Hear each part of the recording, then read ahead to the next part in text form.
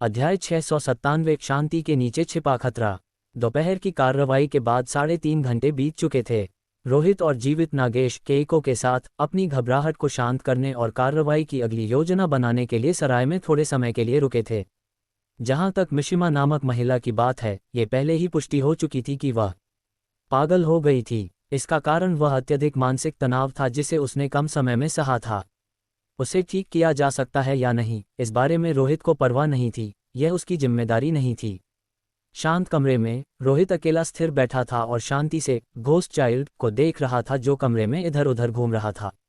Ghost child का पूरा शरीर गीला था, जैसे अभी नहाकर आया हो। उसकी गहरी नीली त्वचा अत्यंत असामान्य लग रही थी और उसने जो कफन पहना था, हालांकि पुराना था, अभी भी बरकरार था। हाथों में सड़े हुए डेड मैन्स हेड के बिना घोस्ट चाइल्ड थोड़ा असहज लग रहा था और सामान्य से अधिक तेजी से चल रहा था। रोहित लगातार घोस्ट चाइल्ड की स्थिति पर सतर्क था। आखिरकार वह एक खूंखार भूत था जो नियंत्रण से बाहर होने पर घातक हो सकता था। उस बूढ़े व्यक्ति के साथ मेरी सीधी मुठभेड़ के बाद मैं सुनिश्चित हो सकता हूं कि उस डोर नॉकिंग घोस्ट पर भूतों के पुनर्जीवित होने के कम से कम 3 संकेत हैं: लिवर मोर्टिस, घोस्ट डोमेन और खटखटाने की आवाज। यदि वह बूढ़ा व्यक्ति अपने जीवन काल में एक घोस्ट टैमर रहा होता, तो इसका मतलब है कि उसने कम से कम 3 खूंखार भूतों को नियंत्रित किया था। साथ ही वह काला लबादा जो उसने पहना था असाधारण लगता है। मेरे घोस्ट हैंड के प्रहार ने उस पर कोई नुकसान नहीं पहुंचाया। क्या ये कोई अन्य घोस्ट क्लॉथ हो सकता है? उसने सोचा। उसकी नज़र घोस्ट चाइल्ड द्वारा पहने गए कफन पर वापस गई। उस समय मेरी स्थिति को देखते हुए इस स्तर के भूत को दबाना थोड़ा मजबूरन था। मैं उतना सतर्क नहीं था जितना मुझे होना चाहिए था, थोड़ा हद से ज़्यादा आत्मविश्वासी था। हालांकि उस समय की स्थिति को देखते हुए मैंने सबसे अच्छा विकल्प चुना, जिसका मुझे कोई पछतावा नहीं है।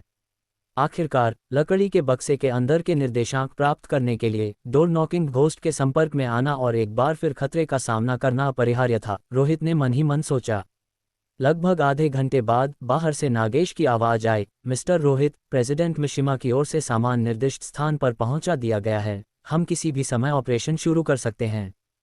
सरसराहट हुई। आवाज सुनकर घोस्ट चाइल्ड छिप गया और कोठरी में शरण ली, लेकिन एक पतली दरार छोड़ दी जहां से खून जैसी लाल डरावनी आंखें बाहर झांक रही थीं। जीवितों से बचने की प्रवृत्ति अभी भी उसमें थी। ये संकेत था कि घोस्ट चाइल्ड असाधारण घटना से गुजरने के बाद अभी भी अच्छी स्थिति में था और नियंत्रण खोने का कोई जोखिम नहीं था। मैं समझ गया, रोहित ने जवाब दिया और फिर वह धीरे से उठा और बाहर निकल गया। नागेश दरवाजे पर इंतजार कर रहा था। उसका चेहरा कुछ तनावपूर्ण था, क्योंकि उसे इस बार चारे बेट की भूमिका निभाने का कार्य करना था। ऐसी स्थिति में कोई भी शांत नहीं रह सकता था। मिस्टर रोहित, केइको ने सम्मानपूर्वक झुकते हुए कहा, अब तुम्हारे लिए यहाँ कुछ नहीं बचा है। तुम्हारा मिशन पूरा हो गया है। तुम अब अलीपुर शहर जा सकती हो, रोहित ने कहा। तब केइको यहाँ मिस्टर रोहित की सुरक्षित वापसी का इंतजार करेगी, केइको ने बहुत कोमल लहजे में कहा। आवश्यकता नहीं है। मामला सुलझने के बाद मैं संभवतः सीधे विमान से निकल जाऊंगा। तुम्हें मेरा इंतजार करने की जरूरत नहीं है। मैं बहुत स्पष्ट रूप से समझता हूं कि प्रेसिडेंट मिशिमा ने तुम्हें क्यों भेजा था। यह एक परीक्षा और खुशामद दोनों थी। लेकिन अगर तुम एक साधारण व्यक्ति के रूप में अधिक समय तक जीवित रहना चाहती हो, तो पैरानॉर्मल दायरे से जितना संभव हो उतना दूर रहना सबसे अच्छा है, रोहित ने उसे बताया। केइको ने रोहित की ओर देखा, कुछ कहना चाहा, लेकिन इससे पहले कि वह अपनी बात कह पाती, रोहित मुड़कर जा चुका था। नागेश, चलने का समय हो गया है। यदि तुम इस ऑपरेशन में जीवित बच जाते हो तो तुम मेरी कंपनी के लिए काम करने पर विचार कर सकते हो, रोहित ने कहा। वह उसे भर्ती करने की चाल चल रहा था। नागेश हंसा। यदि ऐसा संभव है तो भविष्य में मैं मिस्टर रोहित की देखरेख में रहूंगा। केवल वही मूल्यवान है जो जीवित बचते हैं, मृतकों का कोई मोल नहीं है। रोहित ने उस पर नजर डाली। कभी कभी भाग्य भी महत्वपूर्ण होता है, जैसे इस ऑपरेशन के लिए मैं था। इसलिए तुम्हें चारे के रूप में असाधारण प्रदर्शन करना होगा। यदि तुम ऐसा नहीं कर सके तो तुम्हें दूसरा मौका नहीं मिलेगा। मैं यह अच्छी तरह समझता हूं, नागेश ने जवाब दिया। यदि रोहित इस ऑपरेशन का हिस्सा नहीं होता तो नागेश उस चौराहे पर मर गया होता जहां उनकी पहली मुठभेड़ के दौरान खूंखार भूत प्रकट हुआ था। जल्द ही दोनों व्यक्ति सराय से निकल गए और एक बार फिर अलीपुर शहर की ओर चल पड़े। घोस्ट चाइल्ड उनके पीछे पीछे चलने लगा, चुपचाप पास की गलियों से रेंगते हुए। कभी कभी दिखाई दे रहा था, अपनी उपस्थिति दर्ज करा रहा था, ये सुनिश्चित कर रहा था कि वह अभी भी आसपास है। इस बीच अलीपुर शहर के बाहरी इलाके में एक हवाई अड्डे के टर्मिनल पर प्रेसिडेंट मिशिमा मौजूद थे। वह इस पैरानॉर्मल घटना में किसी भी विकास पर बारीकी से नज़र रखे हुए थे और किसी भी क्षण प्रतिक्रिया करने के लिए तैयार थे। लेकिन इस सम्मेलन कक्ष के अंदर झगड़ा अभी अभी शांत हुआ था। सुनेओ होनेकावा नामक व्यक्ति को बाहर निकाल दिया गया था और वह अब हवाई अड्डे के बाहर अपना गुस्सा निकाल रहा था। धत्तेरे की मिशिमा, ये प्रेसिडेंट हाथ से निकलता जा रहा है। उसने मुझे बाहर निकालने की हिम्मत भी की। लगता है अब उसे सबक सिखाने का समय आ गया है और उसे पता चलना चाहिए कि अब किंग एंटरटेनमेंट क्लब केवल उसके इशारों पर नहीं चलता। जाओ, उस अहंकारी त्याने से कहो कि यहाँ आए। मुझे उससे एक एहसान मांगना है। उससे कहो कि वह मुझसे गाड़ी में मिले। अचानक सुनेओ होनेकावा ने अपने साथ खड़े एक परिचारक से धीरे से कहा। तुरंत परिचारक तेजी से चला गया। सुनेओ होनेकावा फिर अपनी निजी कार में लौट आया। कुछ ही देर बाद वह त्याने, जिसे रोहित ने चॉपस्टिक से लगभग मार ही दिया था, उदास चेहरे के साथ दिखाई दिया और मार्गदर्शन में वह सुनेओ होनेकावा की गाड़ी तक पहुंचा। मिस्टर त्याने, मुझे हवाई अड्डे पर जो हुआ उसका गहरा खेद है। उस मिशिमा ने बहुत हद पार कर दी है, इतने जबरदस्त बाहरी सहयोग को ले आया है और अब हमारे अब किंग एंटरटेनमेंट क्लब के मुख्य सदस्यों को महत्व नहीं दे रहा है। ये राष्ट्रीय अपमान है, सुनेओ होनेकावा ने सीधे और तेजी से कहा। सबसे निराशाजनक बात यह है कि मिशिमा का ऑपरेशन स्पष्ट रूप से विफल हो गया है, फिर भी वह जिद करके एक बाहरी व्यक्ति पर भरोसा कर रहा है। मेरा मानना है कि यदि मिशन का नेतृत्व मसाओ सातो और मिस्टर त्याने दोनों करें तो अलीपुर शहर की विसंगति को सफलतापूर्वक हल किया जा सकता है। इसलिए मैं अपनी पहल पर अलीपुर शहर में प्रवेश करने के लिए एक मिशन की व्यवस्था करने की योजना बना रहा हूँ। मुझे आश्चर्य है कि क्या मिस्टर त्याने में इसे लेने का साहस है। त्याने तुरंत कहने से खुद को नहीं रोक पाया। निश्चित रहें लॉर्ड सुनेओ होनेकावा, मेरे और वरिष्ठ मसाओ सातो के साथ यह मामला निश्चित रूप से हल हो सकता है। प्रेसिडेंट मिशिमा एक मूर्ख है, उसे उस कमीने रोहित पर भरोसा नहीं करना चाहिए था। अब जब उसका ऑपरेशन विफल हो गया है तो ये हमारे लिए अपनी काबिलियत दिखाने का मौका है। त्याने को पहले रोहित द्वारा सबक सिखाया गया था और वह गुस्से से भरा हुआ था। यद्यपि उसे दबा दिया गया था, सुनेओ होनेकावा के शब्दों के साथ उसका गुस्सा एक बार फिर भड़क उठा।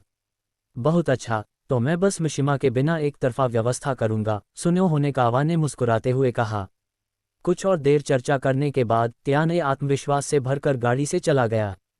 सुनेओ होनेकावा मुस्कुराया और उसे विदा किया, स्पष्ट रूप से इस बात से खुश था कि बातचीत कैसे हुई। उसे त्याने के सफल होने की उम्मीद नहीं थी, उसे केवल उस आदमी के अलीपुर शहर जाने की जरूरत थी।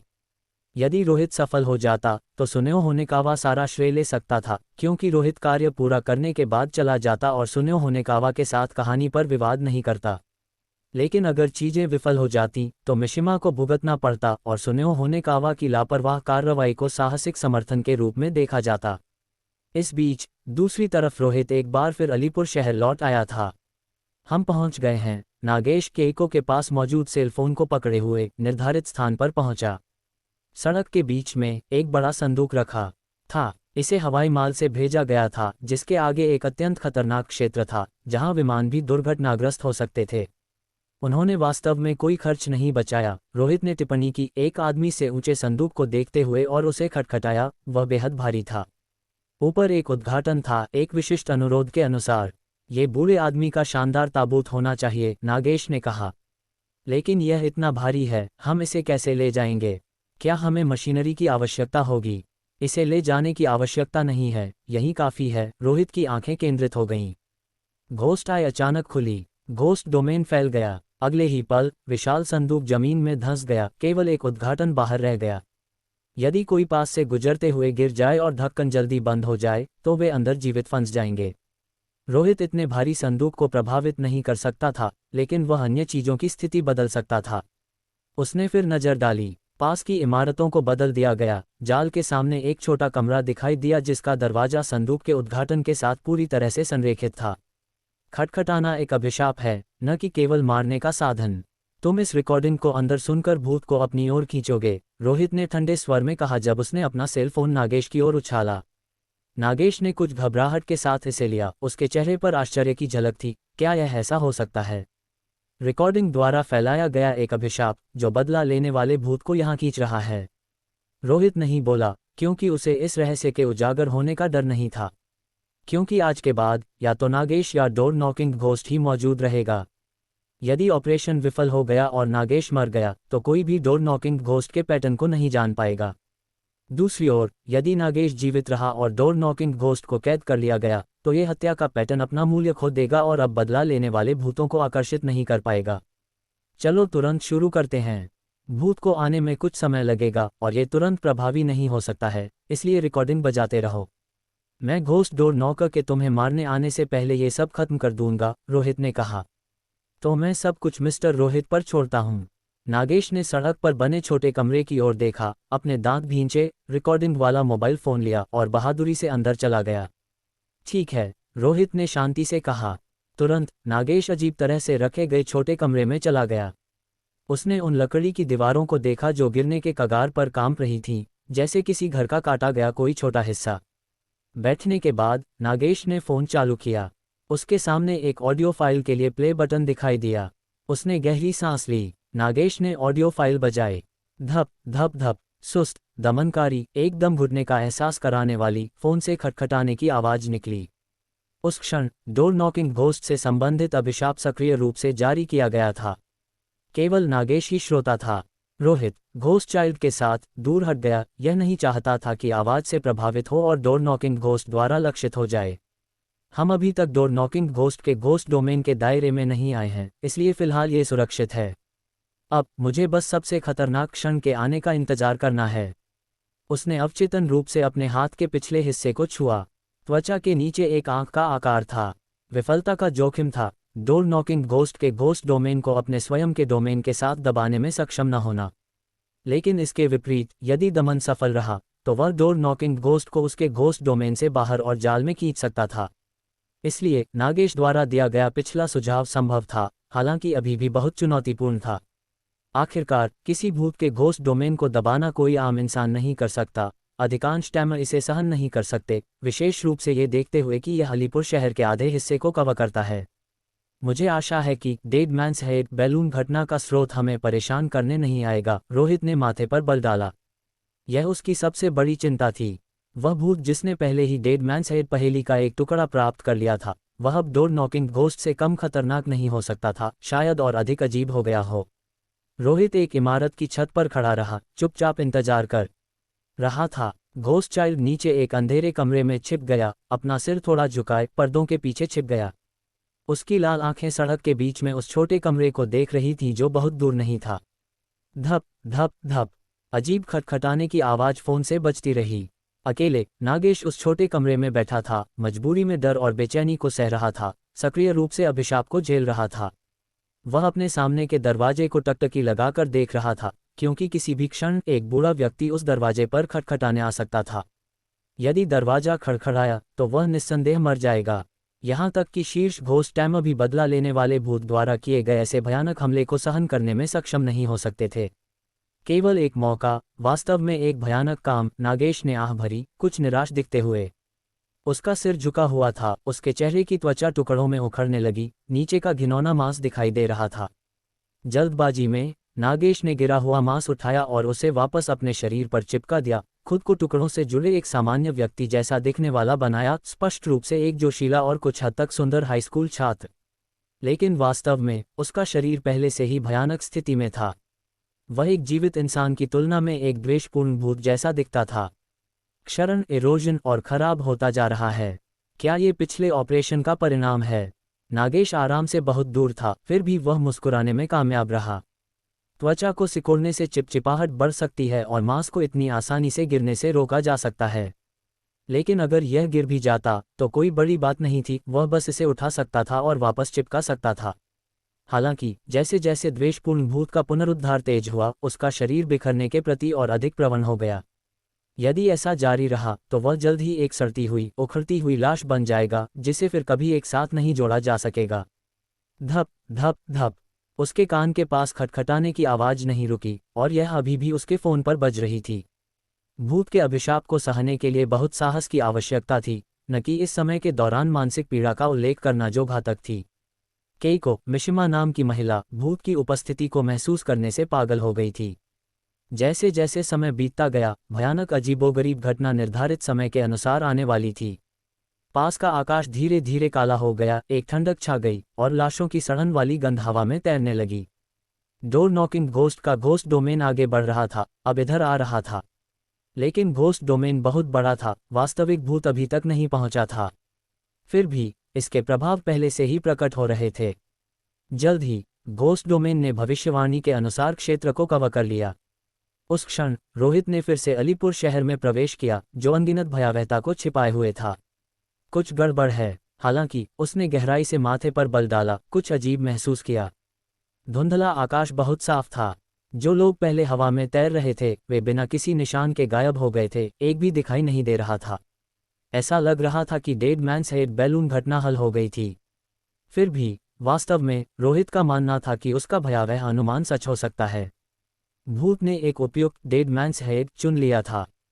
शायद बाकी सभी सिर अब महत्वपूर्ण नहीं थे और फेंक दिए गए थे।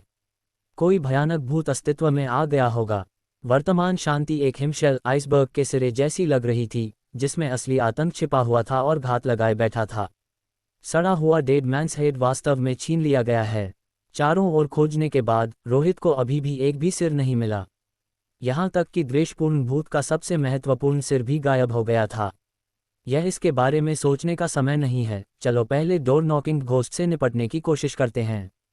शायद डेड मैन्स हेड बैलून घटना के बिना ये वास्तव में मेरे लिए एक अच्छी बात है। यदि द्वेषपूर्ण भूत अधिक भयानक हो गया है तो इसका मतलब है कि हत्या का पैटर्न भी बदल सकता है, उसने मन ही मन सोचा। लगभग 10 मिनट बाद रोहित ने ऊंचाई से जासूसी करते हुए दूर से और भी गहरे क्षरण का एक झुंड आते देखा। पास की दीवारें सड़ने, उखड़ने और पुरानी होने लगीं।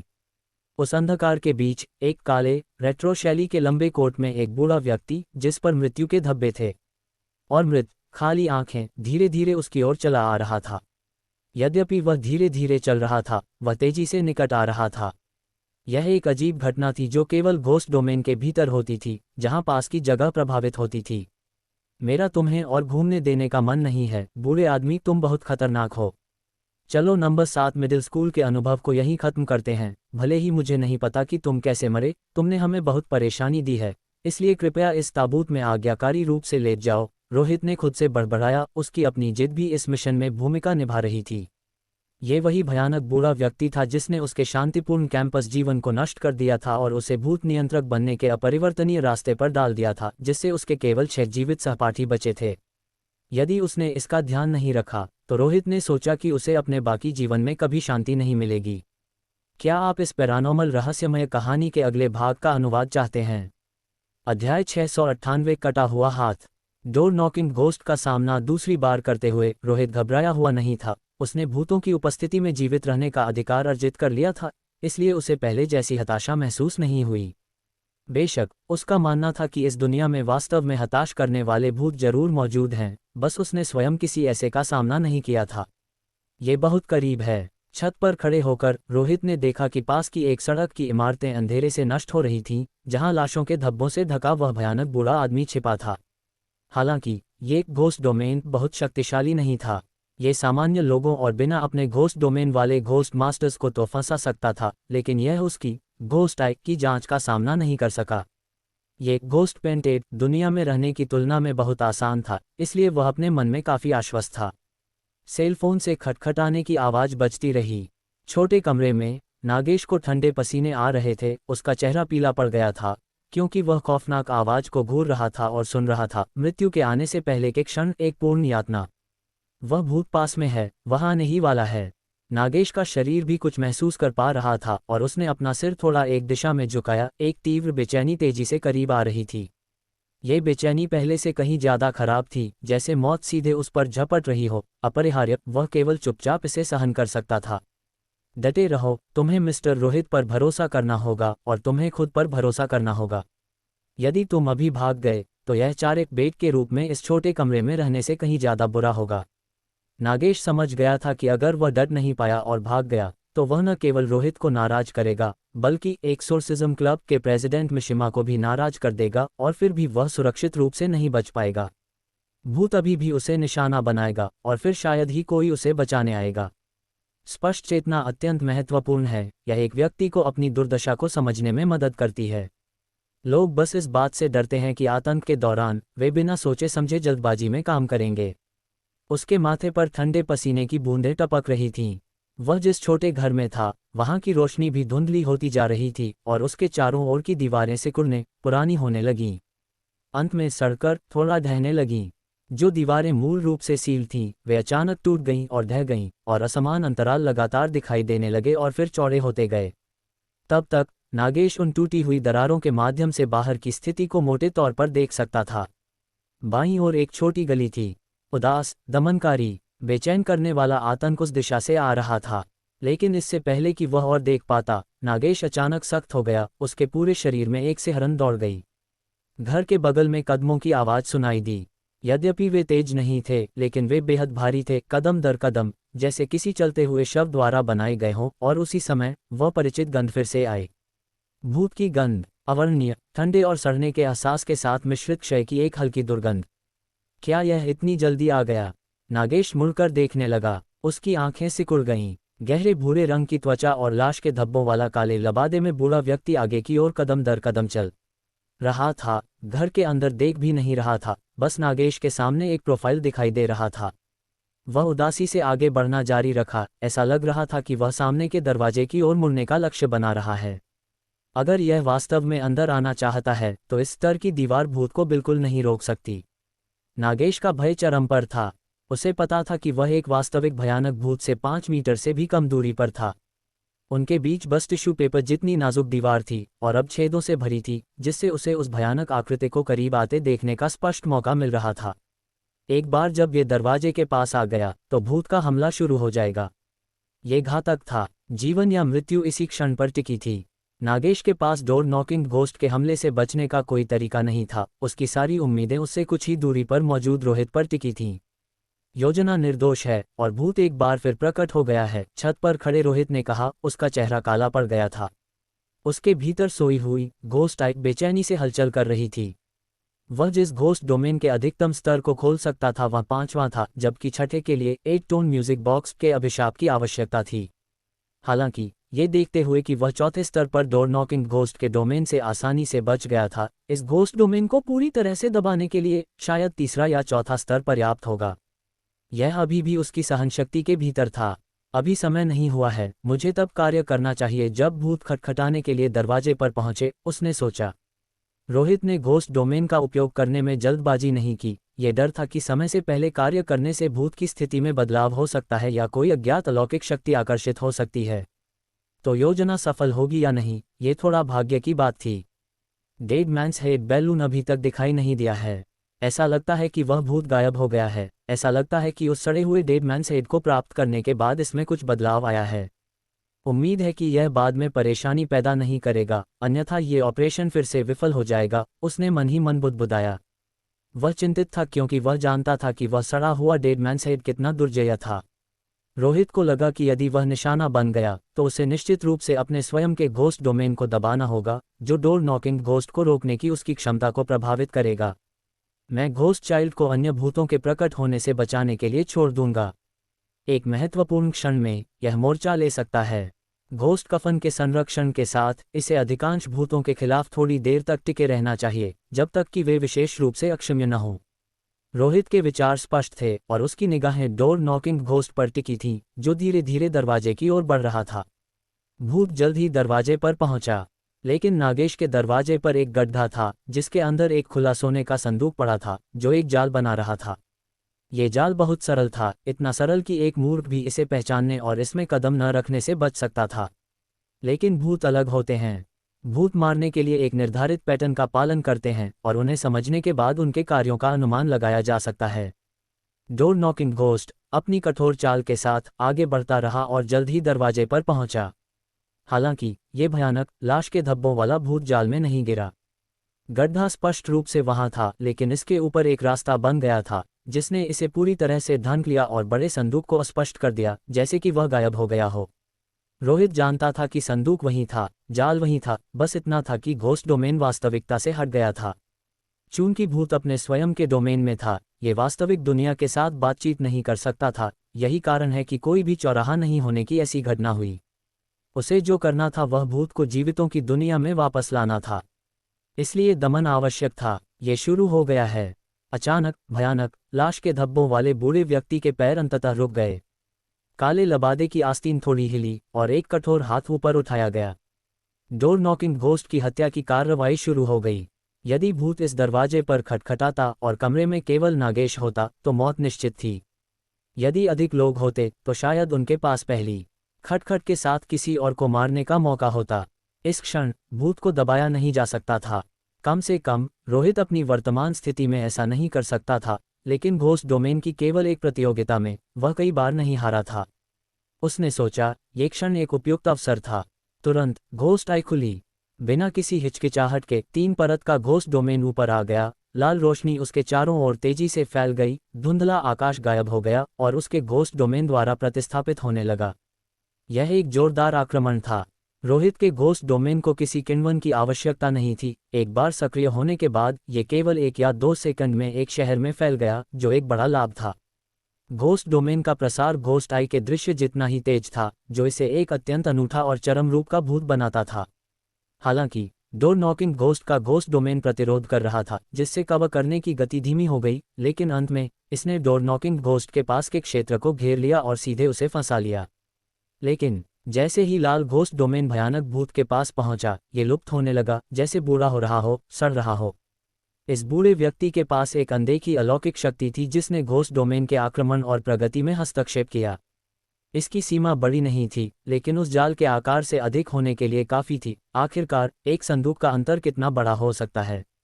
उस क्षण भूत का हाथ उठ चुका था और कमरे के दरवाजे की ओर गिर रहा था। एक बार जब सूखी सख्त उंगलियों ने लकड़ी के दरवाजे को छू लिया और खटखटाना शुरू हो गया, तो ऑपरेशन को विफल माना जाएगा। क्योंकि भूत नागेश को मारने के बाद निश्चित रूप से चला जाएगा और जाल के बिना रोहित उसे सीधे दबा नहीं पाएगा। ऑपरेशन निश्चित रूप से विफल हो जाएगा। 4 परत का घोस्ट डोमेन। लेकिन बूढ़े व्यक्ति की हरकतें कुछ सुस्त थीं और रोहित थोड़ा तेज था। 4 परत का घोस्ट डोमेन सक्रिय किया गया, जिसने घोस्ट डोमेन के आक्रमण को तेज कर दिया। दरवाजे के पास लाल रोशनी दिखाई देने लगी, जिससे लिवर मॉर्टिस से चिन्हित ठंडे चेहरे पर एक असाधारण अजीब और विचित्र चमक आ गई। काफी नहीं, रोहित की आंखें थोड़ी टिमटिमाईं। हालांकि 4 परत का घोस्ट डोमेन आक्रमण कर चुका था, लेकिन ये भूत को वास्तविकता से अलग करने में असमर्थ था। ये दर्शाता है कि घोस्ट डोमेन का आक्रमण अंतिम बिट से थोड़ा कम था। नहीं, सही नहीं है, मेरा घोस्ट डोमेन सड़ रहा है। अचानक वह ये देखकर चौंक गया कि लाल रोशनी जिसने अभी बूढ़े व्यक्ति को लपेटा था, तेजी से फीकी पड़ रही थी। ऐसा लग रहा था कि घने लिवर मॉर्टिस में किसी प्रकार का समझ से बाहर भयानक अभिशाप था, जो दृष्टिकोण पर तेज हो जाएगा और समय के साथ संपर्क के साथ जमा हो जाएगा।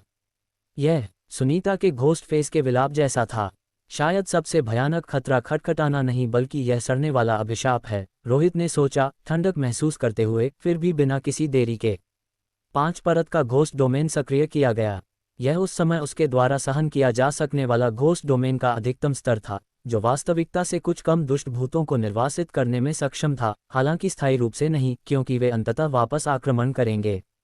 5 परत के घोस्ट डोमेन के सक्रिय होने से डोर नॉकिंग घोस्ट वापस नहीं गया, लेकिन भूत लाल रोशनी की एक मोटी परत से ढका हुआ था, जैसे कि वह खून में भीगा हुआ हो। मैं तुम्हें वास्तविकता में वापस भेज दूंगा। रोहित के घोस्ट डोमेन का दमन बनता हुआ दिखाई दे रहा था और उसने घोस्ट आई की निगाह को डोर नॉकिंग घोस्ट पर मजबूती से टिका दिया। हालांकि वह इसे वापस भेजने में असमर्थ था। डोर नॉकिंग घोस्ट से संबंधित घोस्ट डोमेन फैल नहीं सका, क्योंकि इसे जबरदस्ती वास्तविकता में खींच लिया गया था। और वास्तविकता में भूत के पैरों के नीचे एक जाल था। यह एक खुला संदूक था। धप, अगले ही क्षण वह भूत, जो एक पल पहले ही दरवाजा खटखटाने वाला था, संतुलन खो बैठा और जमीन पर गिर गया, जो ठीक पहले से दबे हुए संदूक के अंदर गिरा, जिससे एक सुस्त आवाज पैदा हुई। सफल हुआ। रोहित की आकृति मौके से गायब हो गई और अगले ही पल वो संदूक के पास दिखाई दिया और बिना किसी हिचकिचाहट के उसने ढक्कन को लात मारी। भूत को पूरी तरह से सील करना चाहा। जब तक ये सफल था, ऑपरेशन अपेक्षाकृत आसान तरीके से समाप्त हो सकता था। ढक्कन नीचे दबाया गया, लेकिन अगले ही पल उसने प्रतिरोध महसूस किया। बूढ़े व्यक्ति ने अपना हाथ उठाने की मुद्रा बनाए रखी, जैसे कि भले ही वह जाल में गिर गया हो, वह अभी भी उस दरवाजे पर खटखटाने के लिए अपना हाथ उठाना चाहता था। और यह उठाया हुआ हाथ एक सख्त बर्फीले स्टील पाइप की तरह फंसा हुआ था। ये किस तरह का मजाक है? रोहित ने अपना पूरा वजन नीचे डाल दिया, लेकिन फिर भी डोर नॉकिंग घोस्ट के हाथ को नहीं मोड़ सका। एक ऐसा शरीर जो दुबला पतला दिखता था, लेकिन उसमें अविश्वसनीय ताकत थी। ये ताकत सूखे शरीर से नहीं, बल्कि एक अज्ञात अलौकिक शक्ति से आई थी। इसके अलावा नीचे दबाए जा रहे ढक्कन के बारे में भी ऐसा लग रहा था कि इसे किसी भी समय पलटा जा सकता है। पूरी तरह से अनियंत्रित। यदि ढक्कन को ढका नहीं गया तो ये भूत जल्द ही आज़ाद हो जाएगा। रोहित का दिल धड़कने लगा। उसने पहले ही नीचे के बक्से के अंदर लाल रोशनी को पीछे हटते देखा था, जिससे एक ठंडे धुंधले वातावरण को रास्ता मिल गया था। डोर नॉकिंग घोस्ट का घोस्ट डोमेन धीरे धीरे फिर से उभर रहा था, और इस वापसी का कारण अभी भी वह समझ से बाहर की खौफनाक सड़न थी। प्रतिरोध जितना लंबा था, सड़न उतनी ही भयानक होती गई। 5 परत का घोस्ट डोमेन भी नष्ट हो रहा था। हालांकि इसमें कुछ समय लगेगा, लेकिन अंततः ये विरोध नहीं कर सका। नागेश, अगर तुम मरे नहीं हो तो आओ और इस ढक्कन को दबाने में मेरी मदद करो। बोलते समय रोहित ने सीधे नागेश को कमरे से बाहर निकाल दिया। यह उसका घोस्ट डोमेन था, जहां वह सब कुछ नियंत्रित कर रहा था। नागेश पहले ही भूत को अंदर गिरते देख चुका था। उसके चेहरे पर थोड़ी खुशी और उत्तेजना थी, और उसने तुरंत अपनी पूरी ताकत से ढक्कन पर दबाव डाला। हालांकि बहुत बड़े अंतराल से नहीं, एक समझ से बाहर की खौफनाक शक्ति लीक हुई, और लाल रोशनी में लिपटी दुनिया में ऐसा लगा कि एक काला धब्बा दिखाई दिया है, जिसके फैलने की प्रवृत्ति थी। रोहित के घोस्ट डोमेन की हार तेज हो गई, और एक बार जब यह इस बक्से से परे फैल गया तो भूत मुक्त हो जाएगा और चला जाएगा। तब तक उनके सभी प्रयास बर्बाद हो जाएंगे। नागेश की सहायता से कोई अंतर नहीं पड़ा। ढक्कन ने अभी भी उठाए जाने की एक हल्की प्रवृत्ति दिखाई। अंत में रोहित ने एक विशाल चट्टान को स्थानांतरित करने के लिए घोस्ट डोमेन का उपयोग किया और इसे शीर्ष पर रख दिया, लेकिन वह अभी भी 10 सेंटीमीटर से कम के उस अंतिम अंतर को कवर नहीं कर सका। ये वजन की समस्या नहीं है मिस्टर रोहित, कुछ बहुत गलत है। भूत हमें नष्ट कर रहा है। नागेश ने तुरंत अपनी आंखें चौड़ी की, क्योंकि उसने अपने हाथ के पिछले हिस्से पर शव के धब्बों को देखा। ढक्कन के कांपने को और अधिक ध्यान देने योग्य महसूस करते हुए रोहित की अभिव्यक्ति बदल गई। डोर नॉकिंग घोस्ट का विनाश जारी रहा, और जहां भी यह फैला, भूत का घोस्ट डोमेन भी फैल गया। धत, अभी भी यह छोड़ नहीं रहा है। क्या यह मेरे धैर्य को चुनौती दे रहा है? रोहित और अधिक देरी नहीं करना चाहता था। उसने अपने दांत भींचे, और अचानक उसके हाथ में एक जंग लगी खौफनाक फायरवुड नाइफ थी। चाकू बिल्कुल भी तेज नहीं था, किनारे को कुंद और कटा हुआ देखा जा सकता था, और यह कई अज्ञात पदार्थों से सना हुआ था। मिट्टी, सूखा खून और कुछ मांस उससे चिपका हुआ। ये कुछ खौफनाक लग रहा था। लेकिन इस खौफनाक फायरवुड नाइफ का सबसे भयानक पहलू एक क्रूर भूत को अलग करने की इसकी क्षमता थी। रोहित ने सीधे अभिशाप को ट्रिगर करने की योजना नहीं बनाई। उसे लगा कि ऐसा करने से उसे खुद के लिए अकल्पनीय खतरा होगा। उसने बस जल्दी से चाकू पकड़ा और हवा में एक झपट्टा मारा। घोस्ट डोमेन का उपयोग करते हुए उसने डोर नॉकिंग घोस्ट के उठे हुए हाथ पर वार किया, खटखटाने के लिए तैयार। कड़क, वह पतला ठंडा हाथ सीधे टूट गया। ढक्कन के जोर से बंद होने से पहले रोहित ने यही आखिरी चीज देखी। वास्तव में अभिशाप को सीधे ट्रिगर किए बिना फायरवुड नाइफ अभी भी भूत पर हमला कर सकता था और कुछ नुकसान पहुंचा सकता था। अध्याय 699, वे लोग जिनकी बुरी नीयत है। धप, एक भारी आवाज गूंजी, जैसे कोई बक्सा जोर से बंद किया गया हो। उस आवाज के साथ भयानक दरवाजा खटखटाने वाला भूत, जो आधे साल से घूम रहा था, अंततः कैद हो गया। मरणासन धब्बों लिवर मोर्टिस से चिन्हित उस बूढ़े व्यक्ति की पहचान चाहे जो भी हो, और वह कितना भी भयावह क्यों न हो, वह अंततः जाल में फंस ही गया। वह मुरझाया हुआ हाथ, जो कुछ ही क्षण पहले ढक्कन को थामे हुए था, रोहित द्वारा भयानक जलावन चाकू फायरवुड नाइफ से जोर से काट दिया गया था। ये स्पष्ट नहीं था कि हाथ खो चुका वह भूत अब भी दरवाजे खटखटा पाएगा या नहीं। शायद अब से दरवाज़ा खटखटाने वाला भूत एक हाथ वाला भूत बन जाएगा। बेशक जलावन चाकू द्वारा किया गया ये विच्छेदन केवल अस्थायी था। शायद उस बक्से के भीतर भूत ने पहले ही अपना कटा हुआ हाथ वापस पा लिया हो। ऐसा लगता है कि मेरा पिछला अनुमान बिल्कुल गलत नहीं था। जलावन चाकू सीधे भूतों को छू सकता है और उन्हें काट सकता है। यदि मैं हाथ की छाप या पैर के निशान को माध्यम के रूप में उपयोग करता हूं, तो मैं दूरी की परवाह किए बिना भूतों को नुकसान पहुंचा सकता हूं, लेकिन तब मुझे जलावन चाकू के भारी अभिशाप का सामना करना पड़ेगा। रोहित ने अपने हाथ में मौजूद जंग लगे जलावन चाकू को विचारमग्न होकर देखा।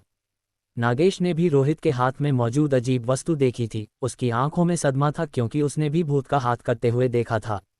ये दृश्य उसकी कल्पना से परे था। अलौकिक घटनाओं में किसी भूत के हमले से केवल जीवित बच जाना ही पर्याप्त कठिन था। विरोध करना, पैटर्न का पता लगाना और अंततः भूत को कैद करना तो दूर की बात थी, जो केवल सबसे कुशल भूत संचालक ही कर सकते थे। फिर भी रोहित ने न केवल भूत का सीधा सामना किया, बल्कि उसे नुकसान पहुंचाने और एक जीवित व्यक्ति के सामने पीछे हटने पर मजबूर करने में भी कामयाबी हासिल की। अविश्वसनीय, अकल्पनीय। नागेश अपनी जगह पर जड़ होकर खड़ा रह गया, शायद आज की उत्तेजनाओं से अभिभूत होकर या शायद कुएं के मेढक की तरह। वह कल्पना भी नहीं कर सकता था कि ऐसा दृश्य घटित हो सकता है।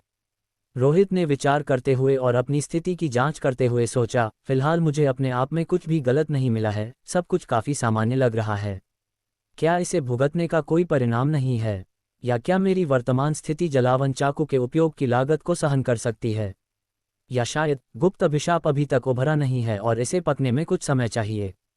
उसने डर के साथ अनुमान लगाया, क्योंकि सभी अलौकिक वस्तुओं के साथ भयानक कीमतें जुड़ी होती हैं। Ghost mirror, ghost cabinet, 8 tone music box से लेकर घोस्ट सिजर्स तक, बिना किसी अपवाद के ऐसा ही था। मिस्टर रोहित, आप कैसे हैं? क्या आप ठीक हैं? नागेश ने ध्यान दिया कि रोहित काफी देर से सोच रहे थे और उन्हें डर था कि कुछ गलत हो सकता है, इसलिए वह उन्हें याद दिलाने से खुद को रोक नहीं पाया। रोहित वास्तविकता में लौट आए, उनकी घोस्ट आई बंद हो गई और घोस्ट डोमेन तेजी से ओझल हो गया। उन्होंने कहा, मैंने भूत को इस बक्से में बंद कर दिया है। ये रोकथाम बहुत स्थिर नहीं है और किसी भी क्षण नियंत्रण से बाहर हो सकती है। प्रेसिडेंट मिशिमा को सूचित करें कि वे इसे संभालने के लिए किसी को भेजें। उन्होंने अपने पैरों के नीचे बक्से को थपथपाया, जिसकी नीरस धातुई आवाज़ गूंज उठी, जो स्पष्ट रूप से बक्से की मजबूती को दर्शा रही थी। अब इन बातों पर विचार करने का समय नहीं था। हालांकि दरवाजा खटखटाने वाला भूत कैद हो चुका था, लेकिन ये जगह पूरी तरह सुरक्षित नहीं थी। उन्हें इस वस्तु को जल्दी ले जाने की जरूरत थी, कहीं ऐसा न हो कि अन्य अलौकिक घटनाएं शुरू हो जाएं। जयपुर शहर में अभी भी कम से कम 3 अलग अलग अलौकिक घटनाएं बाकी थीं। कोठरी में कपड़ा फाड़ने वाला भूत, मृत व्यक्ति के सिर वाले गुब्बारों की घटना का स्रोत, और सकल, जहां भयंकर भूत पुनर्जीवित हुआ था। और ये केवल दृश्य खतरे थे, कौन जानता था कि कितनी अनदेखी भयावहताएं छिपी हो सकती हैं। ठीक है, तुरंत मैं प्रेसिडेंट मिशिमा से संपर्क करूंगा। नागेश ने अपने माथे से पसीना पोंछा, उसका रंग लाश जैसा पीला था, लेकिन उसके चेहरे पर राहत थी, मानो वह अभी अभी नर्क के किनारे से लौटा हो। जल्दी से अपना फ़ोन लेकर उसने मिशिमा के पक्ष से संपर्क करना शुरू किया। अचानक रोहित ने जंग लगे जलावन चाकू को म्यान में डाला और खड़ा हो गया, उसका चेहरा ठंडा था। ऐसा लग रहा था कि घोस्ट डोमेन के हटने के बाद कोई संदिग्ध नज़र पास में ही छिपी हुई थी, जो गुप्त रूप से उसे देख रही थी। यह एहसास तीव्र नहीं था, बस एक वृत्ति थी, एक छठी इंद्री। क्या यह एक भ्रम है, या पास में अभी भी कोई अज्ञात अलौकिक घटना हो रही है? रोहित ने अपनी भौहें सिकोड़ीं। क्या उसे स्थिति की पुष्टि करने के लिए फिर से अपनी घोस्ट आई सक्रिय करनी चाहिए? उन्होंने झिझक महसूस की। हालांकि ठीक उसी समय एक कार पास की सड़क पर तेजी से आई, बिना पैदल चलने वालों की परवाह किए ट्रैफिक के बीच से लापरवाही से गुजरती रही। ये प्रेसिडेंट मिशिमा द्वारा प्रबंधित कोई व्यक्ति होना चाहिए, नागेश ने फ़ोन रखते हुए कहा। हम यहाँ हैं। छिप जाओ। रोहित ने पास के घोस्ट चाइल्ड को छिपने का आदेश दिया। वह नहीं चाहता था कि बहुत से लोग इस चीज़ के बारे में जानें। जल्द ही वाहन रुक गया। ज़्यादा लोग नहीं थे, केवल 3। अगुवाई करने वाला एक बलवान गंजा आदमी था, उसके पीछे एक सूखा आदमी था और एक जाना पहचाना व्यक्ति, वही जिसे रोहित ने हवाई अड्डे के छोटे से सराय में चॉपस्टिक से लगभग मार ही दिया था। त्यानये, यह मसाओ सातो है, नागेश ने सामने खड़े मजबूत गंजे आदमी को देखकर चेहरे पर बदलाव के साथ कहा, जिसमें गहरी चिंता झलक रही थी। वह कौन है? रोहित ने अनौपचारिक रूप से पूछा। वह हमारे देश के शीर्ष स्पिरिट मैनिपुलेटर्स में से एक है, जो आपके देश में टीम लीडर के रैंक के लगभग बराबर है, और वह उन लोगों में से एक है जिन्हें जेड के रूप में मान्यता प्राप्त है, जो बहुत उच्च दर्जा रखते हैं, नागेश ने धीमी आवाज में समझाया। लेकिन वह बहुत सख्त और दबंग व्यक्ति है, इसलिए वह बेहद खतरनाक है, और प्रेसिडेंट मिशिमा भी उसके कार्यों में हस्तक्षेप नहीं कर सकते। दूसरा कौन है? वह दुबला आदमी, रोहित ने पूछा। उस तरह का कंकाल जैसा दुबलापन सामान्य नहीं था, और ये घोस्ट शैडो का प्रभाव रहा होगा, लेकिन मसाओ सातो नाम का गंजा आदमी बिल्कुल एक सामान्य व्यक्ति की तरह दिख रहा था।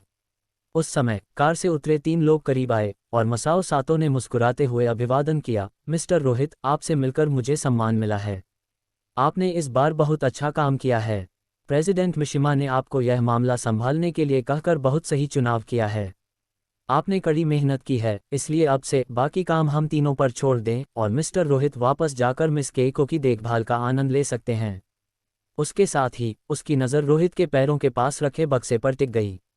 खतरा टल गया था और समय बहुत ही चालाकी से चुना गया था। उसे लगा कि थोड़े समय के लिए उससे जल्दी कोई नहीं आएगा। नागेश ने तेजी से मसाओ सातो के शब्दों का अनुवाद किया। सुनकर रोहित के भाव थोड़े बदल गए। आपको कार्यभार संभालने में मुझे कोई समस्या नहीं है। जयपुर शहर यहीं है, और अगर आप लोगों को बचाना चाहते हैं तो आपके पास समय होना चाहिए। आखिरकार इस शहर में अभी भी कई जीवित बचे हैं, लेकिन ये चीज़ काम नहीं करेगी। उन्होंने अपने पैरों की ओर इशारा किया। मेरी वस्तु, ये प्रेसिडेंट मिशिमा के साथ पहले से तय था। मिस्टर रोहित को गलतफहमी हुई होगी।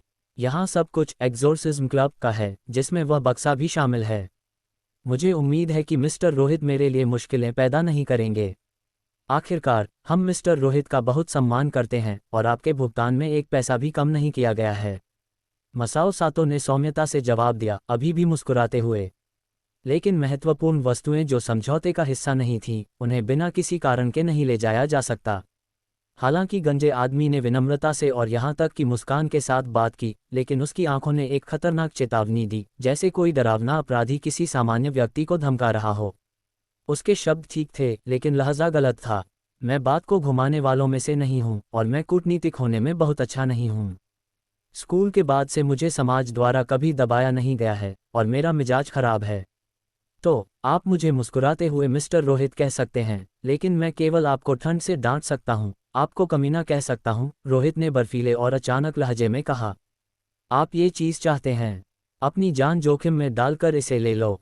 मुझे यहाँ कुछ एग्जोर्सिज्म क्लब के सदस्यों को खत्म करने में कोई आपत्ति नहीं होगी जब मैं दरवाज़ा खटखटाने वाले भूत का ध्यान रखूंगा। मैंने अपने देश के हेड टीम लीडर को मारने की हिम्मत भी की है। क्या आपको लगता है कि मुझे आपकी परवाह है?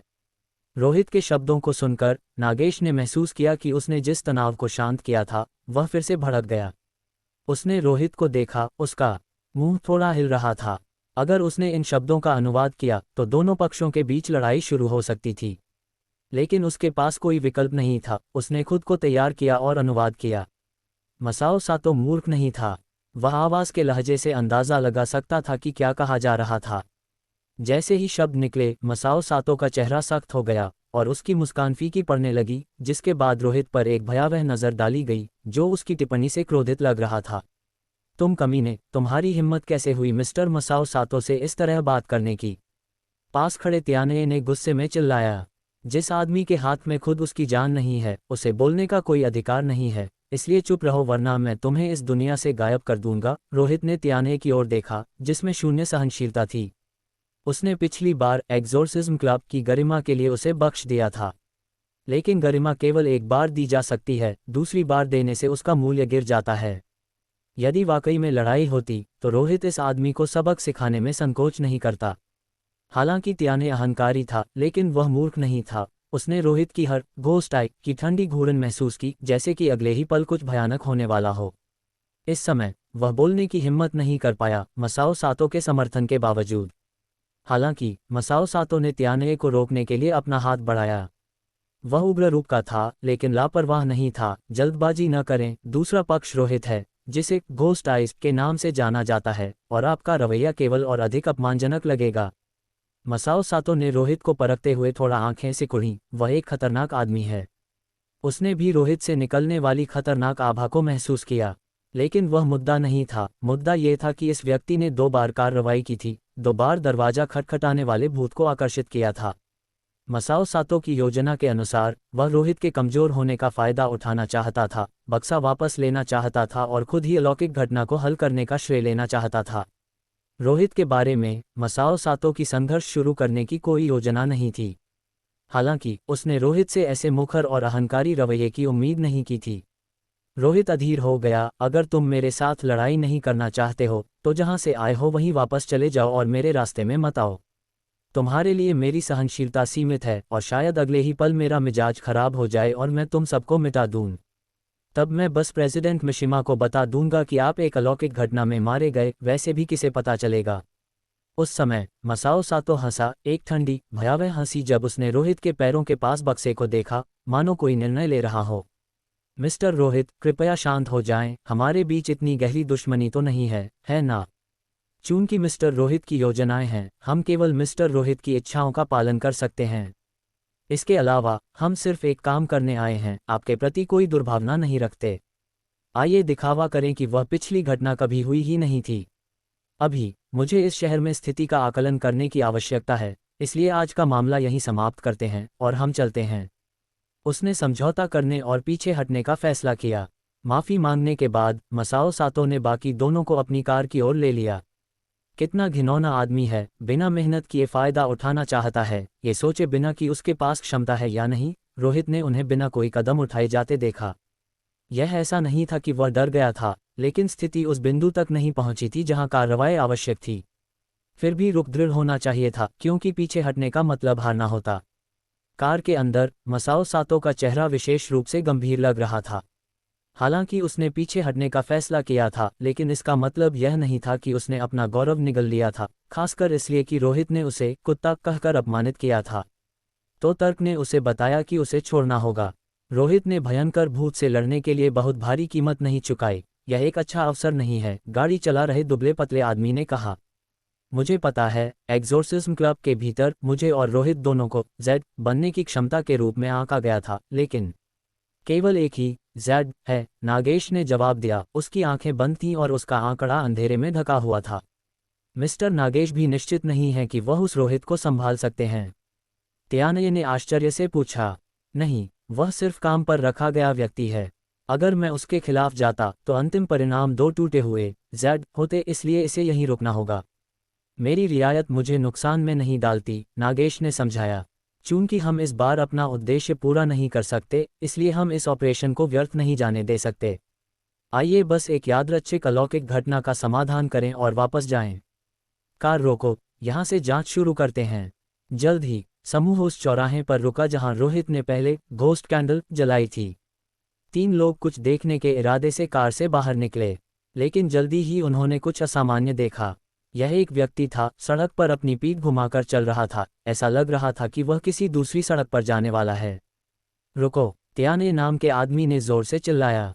नागेश ने भौहें सिकुड़ी, लेकिन त्याने की लापरवाह कार्रवाई को नहीं रोका। ये चिल्लाना जीवित व्यक्ति के लिए था, क्योंकि केवल वे ही मुड़ते हैं जब वे आवाज़ सुनते हैं। मृत या भूत त्याने की परवाह नहीं करते। हालांकि अगले ही पल आगे का व्यक्ति रुक गया, फिर हिंसक रूप से मुड़ा।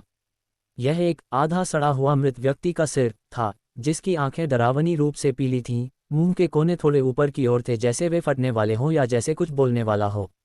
एक भूत। उस समय वे तीनों चौंक गए। ये बहुत बड़ा संयोग था। उन्होंने जैसे ही कार से कदम रखा था, वे शहर में घूमते हुए एक द्वेषपूर्ण भूत का सामना कर गए। आइए बस इस मामले को इसके साथ समाप्त करें, दुबले आदमी ने सुझाव दिया। हालांकि नागेश के कुछ बोलने से पहले त्याने बस एक धप के साथ जमीन पर गिर गया। उसकी गर्दन से कटा हुआ एक सिर जमीन पर लुढ़क गया। त्याने की आंखें सिर पर पूरी तरह खुली थीं, लेकिन चेतना जा चुकी थी। भयंकर भूत ने अपना सिर पीछे घुमाया और तुरंत एक घोस्ट मास्टर को मार डाला। फिर भी हमला नहीं रुका। भूत की धूसर सफ़ेद आंखें घूमी, जैसे किसी नए लक्ष्य पर ध्यान केंद्रित कर रही हों। ये बुरा है। नागेश भयभीत था, भीतर से एक बड़ा संकट महसूस कर रहा था, मानो वह खुद इस भयंकर भूत द्वारा मारा जाने वाला हो। भूत उसे देख रहा था। एक बार लक्षित होने के बाद नागेश ने सोचा कि वह त्याने की तरह मर सकता है, अज्ञात और असहाय। भागो! बिना किसी हिचकिचाहट के वह मुड़ा और बिना एक शब्द कहे भाग गया। लेकिन जैसे ही नागेश मुड़ा, वह अपनी जगह पर जम गया। सड़क पर उसके पीछे भी एक व्यक्ति खड़ा था, जिसकी पीठ उसकी ओर थी, लेकिन फिर उस व्यक्ति ने कुछ महसूस किया और इस तरफ देखने के लिए मुड़ना शुरू कर दिया। गर्दन पर भी एक मृत व्यक्ति का आधा सड़ा हुआ सिर था। आगे वाला व्यक्ति और पीछे वाला व्यक्ति समान दिख रहे थे, जिसमें कोई अंतर नहीं था। अध्याय 700 नया घाव। दरवाजा खटखटाने वाले भूत का मामला समाप्त हो गया है। जयपुर शहर के पास एक हवाई अड्डे के भीतर बने एक अस्थायी कार्यालय में एक बहुत ही उत्साहित आवाज गूंजी। ये घोषणा भूत प्रेत भगाने वाले क्लब के नेता हसेगावा नोबु की थी, जो बोलने के बाद राहत की सांस लेते हुए प्रतीत हुए। उनके पूरे शरीर में एक अवर्णनीय राहत का अनुभव हो रहा था। ये सुनकर क्लब के अन्य सदस्य भी उत्साहित होकर खड़े हो गए। भगवान का शुक्र है, ये दुष्स्वप्न आखिरकार खत्म हो गया। क्या ये सच है? नेता हसेगावा नोबु, क्या ये वास्तव में खत्म हो गया है? एक अविश्वसनीय दिन, हम आखिरकार मुक्त हो गए हैं। बोझ हल्का होने की भावना के अलावा परिपक्व और अनुभवी सदस्यों के चेहरों पर भी उत्साह और खुशी साफ झलक रही थी।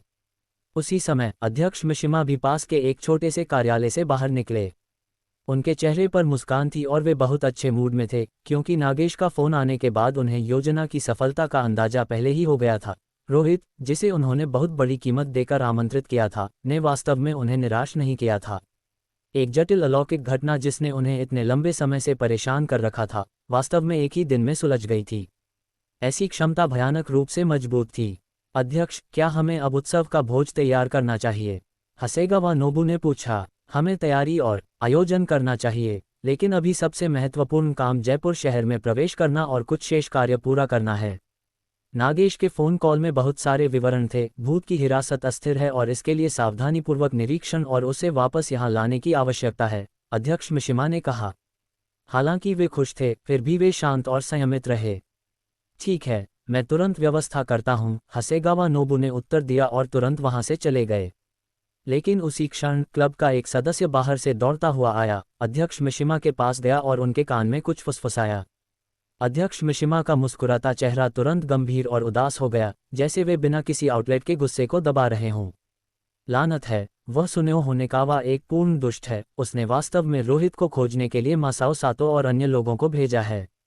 वे क्या करने की कोशिश कर रहे हैं? मामला अभी अभी समाप्त हुआ है। यदि इस बिंदु पर मानवीय हस्तक्षेप के कारण अपरिवर्तनीय गंभीर परिणाम होते हैं, तो सुनेओ होनेकावा की मौत भी उसके पापों का प्रायश्चित करने के लिए पर्याप्त नहीं होगी। मिशिमा को अभी पता चला था कि मासाओ सातो ने तुरंत 2 लोगों को जयपुर शहर ले जाने का नेतृत्व किया है।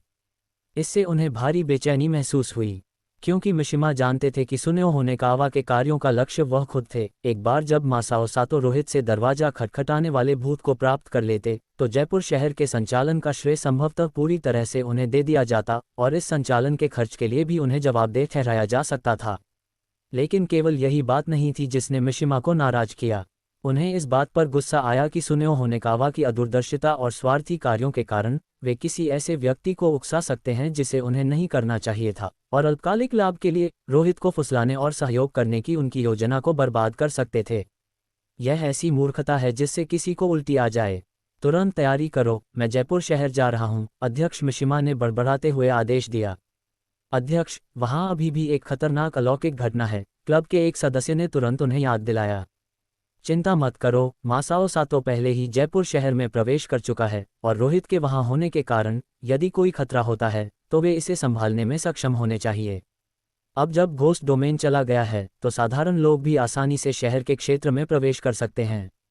साथ ही हम दरवाजा खटखटाने वाले भूत की हिरासत के साथ थोड़ी भी लापरवाही नहीं बरत सकते। मुझे आश्वस्त महसूस करने के लिए खुद वहां जाना होगा, अध्यक्ष मिशिमा ने कहा। ठीक है, मैं तुरंत तैयारी करता हूँ।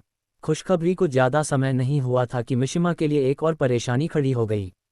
उन्हें वहां की स्थिति का पता नहीं था और वे यह नहीं बता सकते थे कि रोहित और मासाओ सातो के मिलने के बाद क्या होगा। यदि दरवाजा खटखटाने वाला भूत, जिसे वे किसी तरह नियंत्रित करने में सफल रहे थे, फिर से मुक्त हो जाता, तो उन्हें किसी की जान लेने का मन करता। क्योंकि अगर भूत छूट जाता तो रोहित निश्चित रूप से परवाह नहीं करता। जहां तक इस बात का सवाल था कि क्या मासाओ सातो में वह क्षमता थी, मिशिमा को नहीं पता था।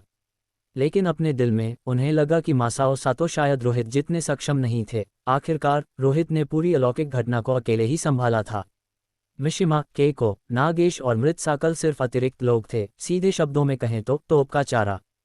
वे बहुत उपयोगी नहीं थे, बस जरूरत पड़ने पर मदद करने के लिए थे। शुरू से अंत तक असली पावरहाउस केवल रोहित था। जल्द ही कई वाहन तेजी से हवाई अड्डे से निकले और शहर की ओर बढ़ गए। इस बीच रोहित ने अपने पैरों के नीचे के बक्से को मजबूत करने के लिए इस समय का उपयोग किया, ताकि किसी भी अलौकिक शक्ति को बाहर निकलने से रोका जा सके। क्योंकि मामूली दरार भी भूत को कैद से बाहर निकलने की अनुमति दे सकती थी, खासकर इसलिए क्योंकि दरवाजा खटखटाने वाला भूत घोस्ट डोमेन से था। मिस्टर रोहित, क्या हम यहाँ बस इंतजार करने वाले हैं? नागेश पास ही जमीन पर बैठ गया, वेंडिंग मशीन से एक पे लिया और एक बड़ा घूंट भरा। वह बिना कुछ किए ही शारीरिक और मानसिक रूप से थका हुआ महसूस कर रहा था। ये बहुत अधिक सदमे और भय का परिणाम था। बेशक हम भूत के साथ किसी भी दुर्घटना की अनुमति बिल्कुल नहीं दे सकते। मैं इसे वापस जयपुर शहर ले जाने की योजना बना रहा हूँ। साथ ही पहले किसी समय मैंने यहाँ किसी चीज़ को मंडराते हुए महसूस किया, जो मुझे छाया में देख रही थी। हालांकि मेरे पास कोई सबूत नहीं है, मेरे पास यह मानने का कारण है कि पास में एक और भूत मंडरा रहा है, रोहित ने शांति से कहा। उसका घोस्ट डोमेन प्रकट हो सकता था, लेकिन उसकी घोस्ट आय अभी भी किसी भी अनियमितता के लिए घबराहट के साथ चारों ओर स्कैन कर रही थी, जो किसी भी समय दिखाई दे सकती थी।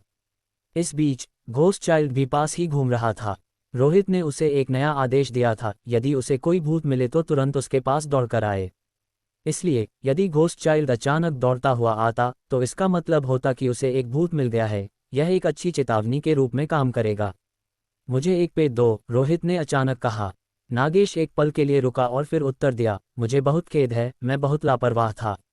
मुझे नहीं पता कि मिस्टर रोहित को कौन सा स्वाद पसंद है। हमारे पास ओलोंग चाय और जूस है। जूस चलेगा, रोहित ने कहा। नागेश ने जल्दी से उसे फलों के रस की एक बोतल दे दी। रोहित ने इसे लेने के लिए अपना हाथ बढ़ाया लेकिन अपने हाथ में एक अस्पष्ट दर्द महसूस किया, जैसे किसी चीज़ ने उसे छू लिया हो और चोट का कारण बनी हो। पे लेने के बाद उसने माथे पर बल डाला और अपने हाथ की जांच की। उसकी थोड़ी अस्वस्थ दिखने वाली त्वचा पर बिना किसी कारण के एक चोट का निशान उभर आया था, जो बहुत वास्तविक लग रहा था। वहाँ की त्वचा मृत लग रही थी, जैसे कि वह बहुत लंबे समय से मृत हो, क्योंकि वह पहले से ही काली पड़ रही थी, जिससे पता चलता था कि वह सड़ने के कगार पर थी। दर्द स्वस्थ त्वचा के उस क्षेत्र से उत्पन्न होता प्रतीत हो रहा था जो प्रभावित था। ये पहले यहाँ नहीं था। घाव पिछले 10 मिनट के भीतर दिखाई दिया। यह क्या हो रहा है? क्या वह मासाओ सातो नाम का आदमी गुप्त रूप से मेरे खिलाफ किसी विचित्र तरीके का उपयोग कर रहा था? नहीं, ये संभावना नहीं है।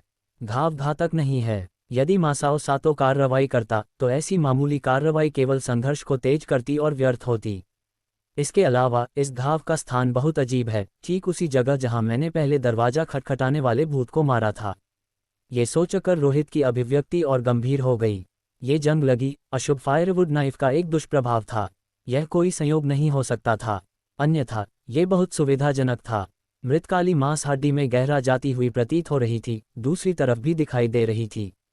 इसका मतलब था कि घाव रोहित के पूरे हाथ से होकर गुजरता था। सबसे महत्वपूर्ण बात यह थी कि घायल हाथ वह नहीं था जिसमें घोस्ट हैंड था, यह उसका अपेक्षाकृत सामान्य दाहिना हाथ था। रोहित को यह भी याद आया कि जिस हाथ को उसने दरवाजा खटखटाने वाले भूत से अलग किया था, वह भी उसका दाहिना हाथ ही था। वही स्थान, वही घाव, वही हाथ। इन 3 समानताओं ने सब कुछ समझा दिया। क्या विचित्र फायरवुड नाइफ का करीब से उपयोग करने से खुद को भी समान चोटें लग सकती हैं? शरीर पर चाकू से काटे जाने के स्पष्ट संकेत नहीं दिखते, लेकिन ये घाव समय के साथ दिखाई देता है। लगभग 1 घंटे में। अभी ये स्पष्ट नहीं है कि यह घाव और खराब होगा या नहीं। रोहित का चेहरा काला पड़ गया। तो क्या यही भुगतान करने की कीमत है? उस क्षण रोहित ने पूरी तरह से फायरवुड नाइफ के खतरे को समझ लिया। दूरी पर एक माध्यम के माध्यम से इंसानों और भूतों पर हमला करना एक भूत को दबाने के लिए एक स्लॉट की कीमत पर आएगा। करीब से एक भूत को काटने के लिए फायरवुड नाइफ का उपयोग करने से उपयोगकर्ता के शरीर के संबंधित हिस्से को नुकसान होगा।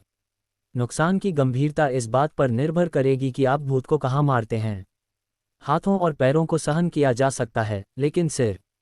यदि भूत नियंत्रक को भी ऐसी घातक चोट लगती है तो संभावना है कि मृत्यु निश्चित होगी। यदि एक भूत को काटने का मतलब है कि मेरे शरीर का वह हिस्सा सड़ने लगता है, तो वास्तव में केवल एक भूत ही इस फायरवुड नाइफ का उपयोग कर सकता है। एक जीवित व्यक्ति ऐसे श्राप को सहन नहीं कर सकता। एक बार काटते ही आप सड़कर मर जाएंगे, रोहित ने विचार किया, क्योंकि उसने घोस्ट शैडो को अपने शरीर में मिला लिया, इस शापित प्रभाव को बाहर निकालने का प्रयास किया।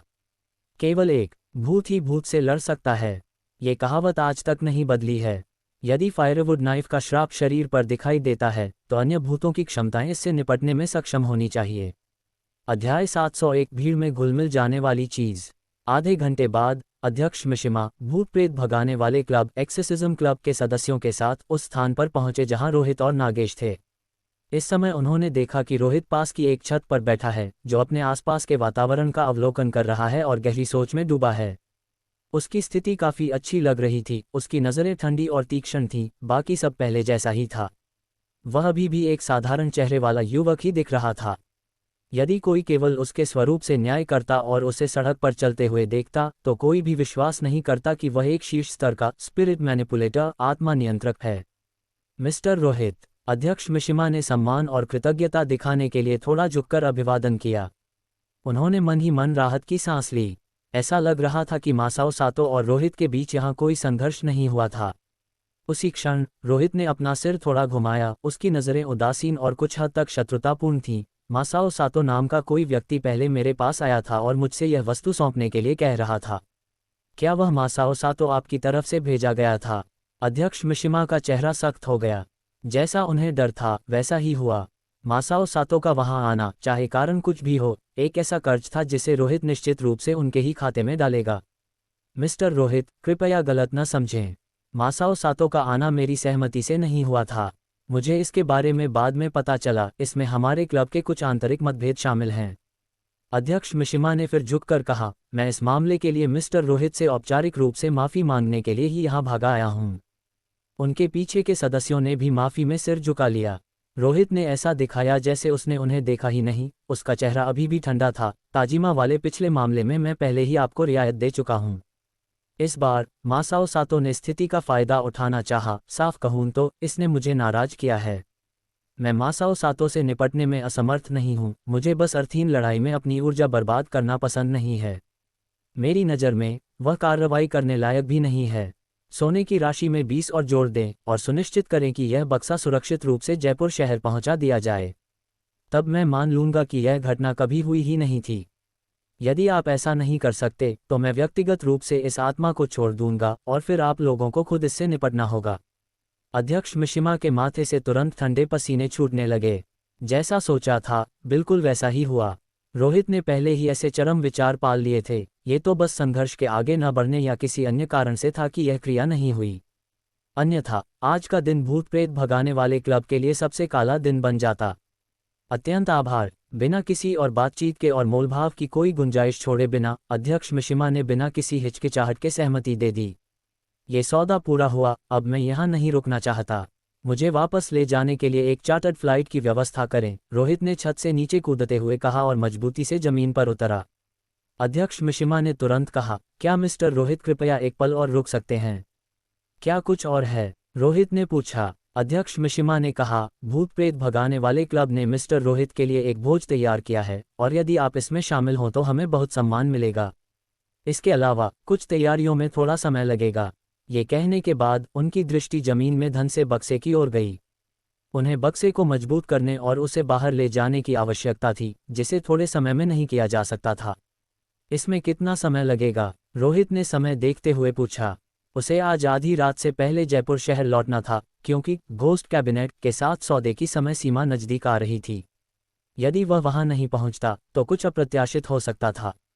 अब जब सब कुछ तय हो गया था तो रोहित नहीं चाहता था कि कोई दुर्घटना हो। 2 घंटे, अध्यक्ष मिशिमा ने कहा। ठीक है, मैं 2 घंटे इंतजार करूंगा, रोहित ने कहा। इस तरफ मिस्टर रोहित हसेगावा नोबु मुस्कुराते हुए आगे आया, रोहित को भोज के लिए ले जाने के लिए तैयार। बिना किसी दिखावे के रोहित कार में बैठकर चला गया और नागेश को उसके साथ जाने का सौभाग्य मिला। जहां तक घोस्ट इन्फेंट की बात है, वह पहले ही किसी समय कार की डिक्की में दिखाई दे चुका था, जिस पर किसी का ध्यान नहीं गया था। रोहित और नागेश को विदा करने के बाद अध्यक्ष मिशिमा ने अंततः राहत की सांस ली। चाहे जो भी हो, यह मामला संतोषजनक ढंग से सुलझ गया था। भगवान का शुक्र है कि रोहित के साथ चीजें बिगड़ी नहीं, वरना आज मेरी सारी मेहनत बेकार चली जाती। उस दुष्ट सुनेओ होनेकावा के बारे में सोचते हुए अध्यक्ष मिशिमा का चेहरा तुरंत फिर से काला पड़ गया। उसने इस अवसर का उपयोग उसे अध्यक्ष पद से हटाने की कोशिश करने के लिए किया था, लेकिन अभी इस बारे में सोचने का समय नहीं था। मासाओ सातो कहाँ है? क्या तुमने संपर्क किया? मिशिमा ने तुरंत पूछा। अध्यक्ष, मुझे बहुत खेद है, लेकिन हमने अभी तक संपर्क नहीं किया है। हालांकि हमने मिस्टर मासाओ सातो की कार का पता लगा लिया है। ये घटनास्थल की तस्वीरें हैं। एक सदस्य ने तुरंत कुछ दस्तावेज सौंपे। यह एक चौराहे पर छोड़ी गई कार थी, जिसे मासाओ सातो की कार के रूप में पहचानना आसान था। लेकिन मुख्य बिंदु यह नहीं था। मुख्य बिंदु तब आया जब मिशिमा ने अगली तस्वीर पलटी। उसने एक सिरविहीन धड़ देखा और सिर उसके पास पड़ा था। धड़ जाना पहचाना था, जैसे उसने अभी अभी देखा हो। जमीन पर पड़ा सिरविहीन शव निस्संदेह ताजिमा का था। यह क्या हो रहा है? मिशिमा स्तब्ध और क्रोधित दोनों थे। क्या घोस्ट डोर नॉकर की घटना पहले ही हल नहीं हो चुकी थी? फिर ताजिमा की मृत्यु क्यों हुई? मासाओ सातो क्या कर रहा था, ये जानते हुए भी कि जयपुर शहर अभी भी सुरक्षित नहीं है और 2 लोगों को शहर में ले जा रहा है, यहाँ तक कि एक सदस्य को भी खो दिया? ये सरासर मूर्खता थी। क्या हो सकता है? मिशिमा के दिमाग में एक और संदेह पैदा हुआ। पहले जब रोहित ने पहली बार कार्रवाई की थी, नागेश ने कहा था कि रोहित एक और अलौकिक घटना से परेशान है, इसलिए वह उस भयानक आत्मा को नियंत्रित नहीं कर सका। क्या इसका मतलब यह था कि जयपुर शहर में अभी भी एक और भयावह अलौकिक घटना हो रही थी? मासाओ सातो और ताजिमा उस मुठभेड़ का सामना नहीं कर सके, यही कारण है कि हताहत हुए। ये सोचकर मिशिमा का चेहरा अविश्वसनीय क्रोध से विकृत हो गया। एक ऐसा क्रोध जो जयपुर शहर में अज्ञात अलौकिक घटना से नहीं बल्कि मासाओ सातो की अक्षमता से उपजा था। इतनी ऊंचाइयों तक सराहे जाने के बाद इतने कम समय में न केवल एक सदस्य खो गया बल्कि उससे कोई संपर्क भी नहीं हो पाया। रोहित की तुलना में, जिसने अकेले ही 2 अलौकिक घटनाओं के दबाव का सामना किया और वर्तमान स्थिति को दोषरहित तरीके से संभाला, अंतर स्पष्ट था। अध्यक्ष मिशिमा सदस्यों द्वारा की गई गलतियों से नहीं डरते थे, नुकसान से नहीं डरते थे, वे केवल अक्षम लोगों की उपस्थिति से डरते थे। इस बीच जयपुर शहर के एक साधारण घर के अंदर एक हांफती हुई आवाज उठी। यह एक गंजा, मांसल व्यक्ति था जो अब तनाव में था, चेहरा ठंडे पसीने से भीगा हुआ था और उसमें वह आत्मविश्वास नहीं था जो पहले था।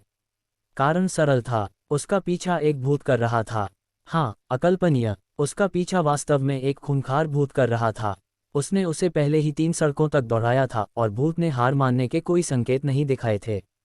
घोस्ट डोमेन के बिना मासाओ सातो तुरंत पीछे नहीं हट सकता था, वह केवल दौड़ सकता था, लेकिन वह चाहे कितना भी दौड़े, भूत को हमेशा उसकी लोकेशन मिल जाती थी।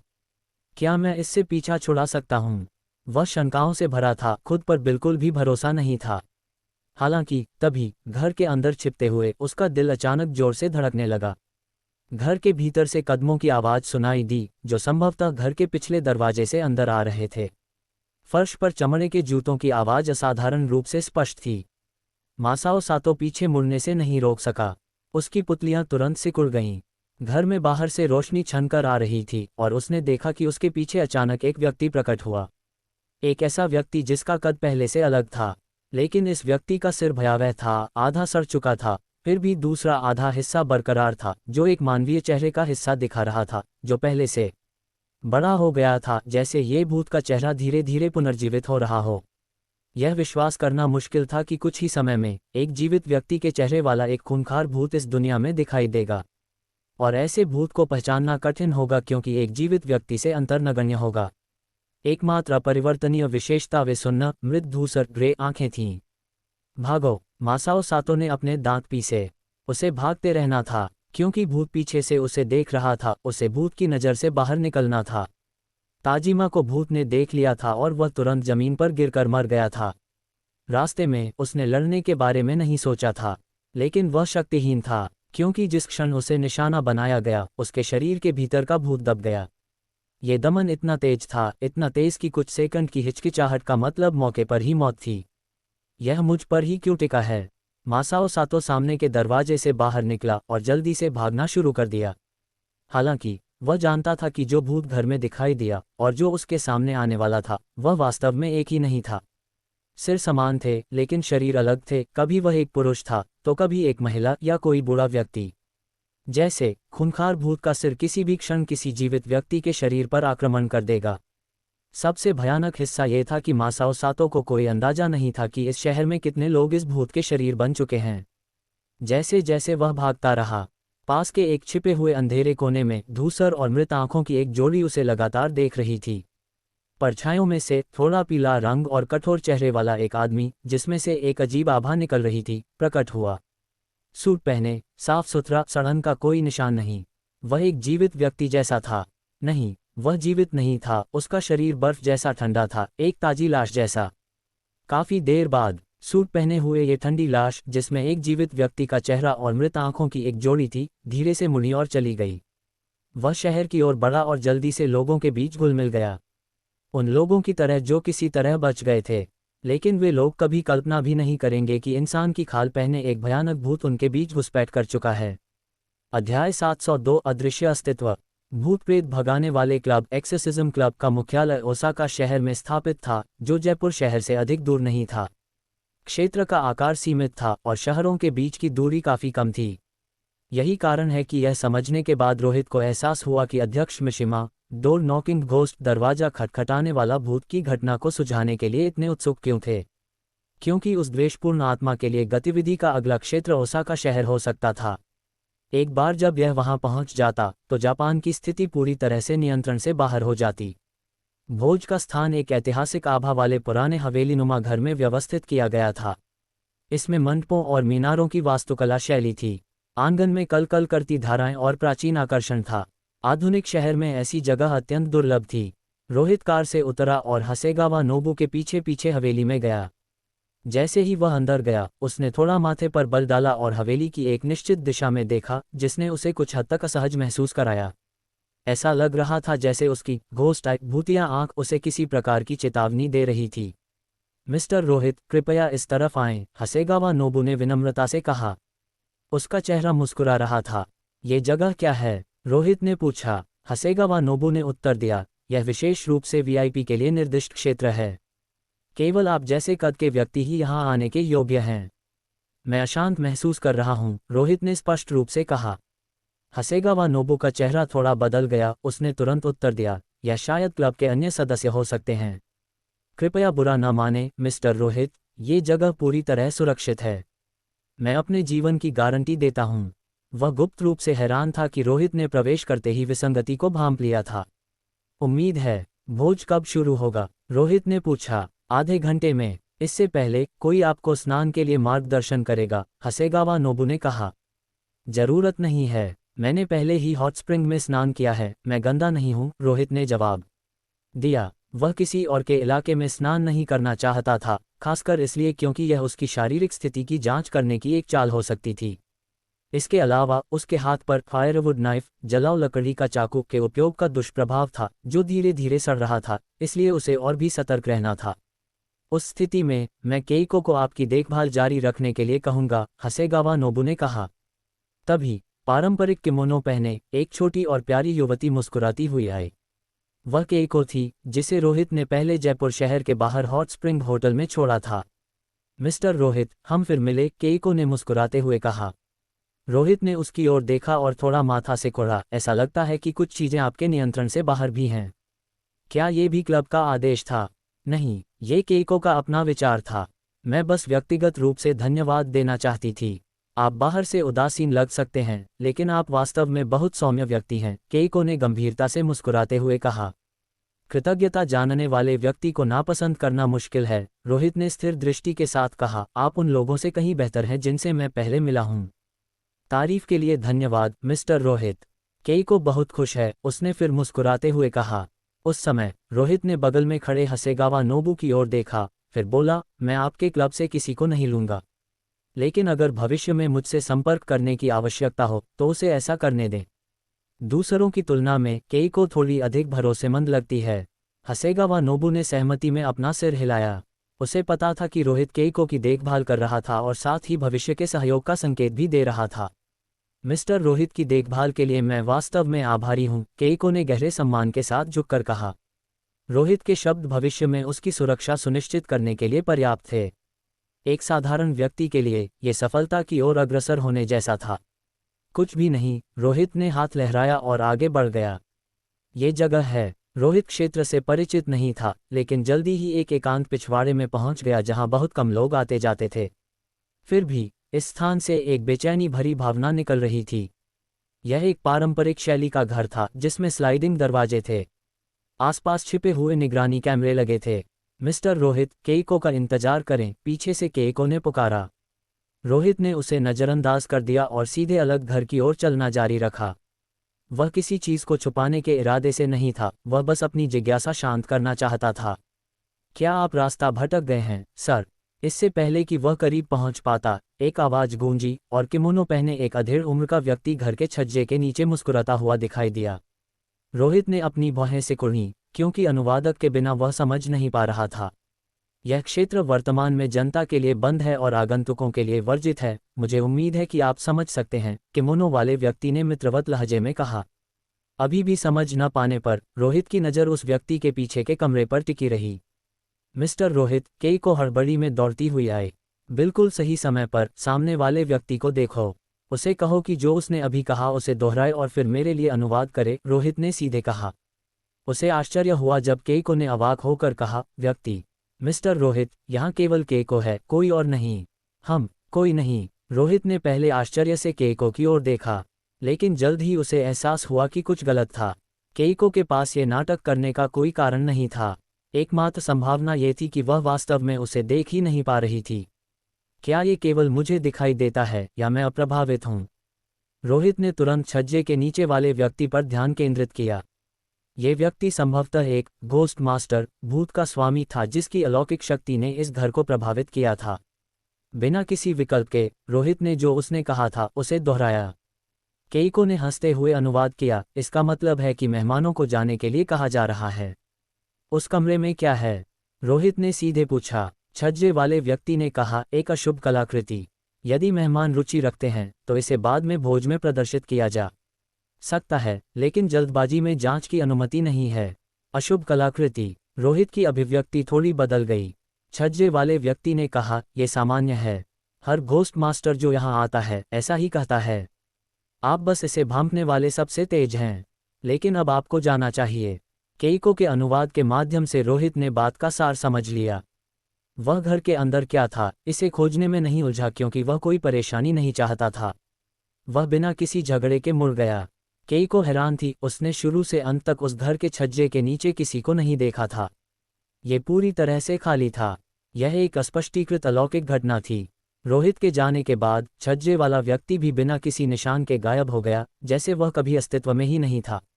मिस्टर रोहित, भोज इस तरफ है। केइको ने पीछा किया। उसी समय आंगन में कई लोगों का आगमन हुआ। कुछ क्लब के सदस्य, अन्य को भोज में आमंत्रित किया गया था और कुछ प्रभावशाली हस्तियां थीं। रोहित का आगमन इन लोगों का ध्यान आकर्षित करने लगा। मैं आज प्रसिद्ध मिस्टर रोहित से मिलकर बहुत खुश हूँ।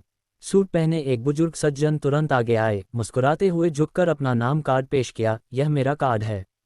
यदि आवश्यकता हो तो कृपया सहायता मांगने में संकोच न करें। रोहित ने कार्ड लिया। वह क्लब के अध्यक्ष नहीं थे, बल्कि एक बहुत प्रसिद्ध व्यवसायी थे। अन्य लोगों ने रोहित को कार्ड लेते देखा और वे सम्मानपूर्वक अभिवादन करने के लिए दौड़ पड़े। वह उन सभी को ले लिया, प्रत्येक पर संक्षिप्त नजर डाली। अविश्वसनीय, ये लोग लगभग जापान के सभी उद्योगों में फैले थे, सभी दिग्गज थे।